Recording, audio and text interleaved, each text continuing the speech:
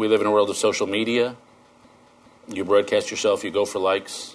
I was sitting next to a young woman on the plane who spent the 2 hours of our flight looking at her phone, looking at videos of herself, pulling faces.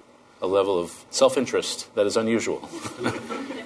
And we've had a generation, a shift in moral philosophy from a culture that said you're broken inside, you have to work on your own weakness. We've gone to a culture that says you're pretty wonderful inside. And the cliches of what we tell our young, follow your passion, be true to yourself, trust yourself, love yourself, have created a large sense of self. We've told a couple generations how great they are, and they've believed us. And so in 1950, a polling organization asked American 16-year-olds, are you a very important person? And at that point, 12% said yes.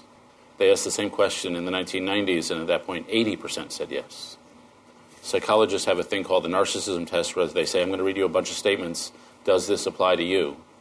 And those statements include things like, I find it easy to manipulate people because I'm so remarkable.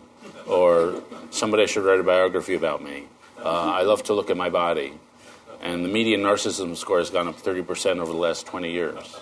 And with this has gone an increased desire for fame. Fame used to rank at the bottom of what people wanted out of life.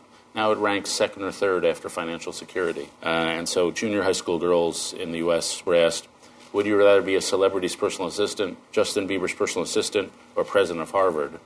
And by 3-1, they'd rather be Justin Bieber's personal assistant.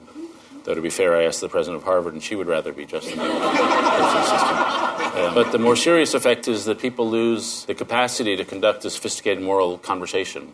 I don't think people are necessarily bad, but I think they're morally inarticulate.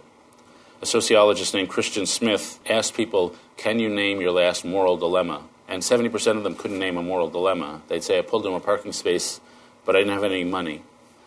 We can tell by looking at all the magazines, all the newspapers, and all the books that get published, what words are being used. And over the last generation, economic words have been rising in frequency.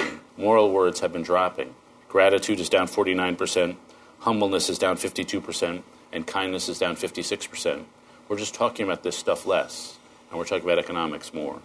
And so we live in a romantic culture. We think we're wonderful inside, and the problems of society are outside. And the people who have great character, it's not because they have great self-discipline. It's because they have an amazing ability to commit to other things.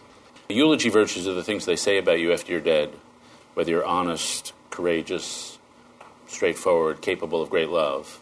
And we'd all want to lead a life where the eulogy virtues are more important. We'd all want to be remembered for those.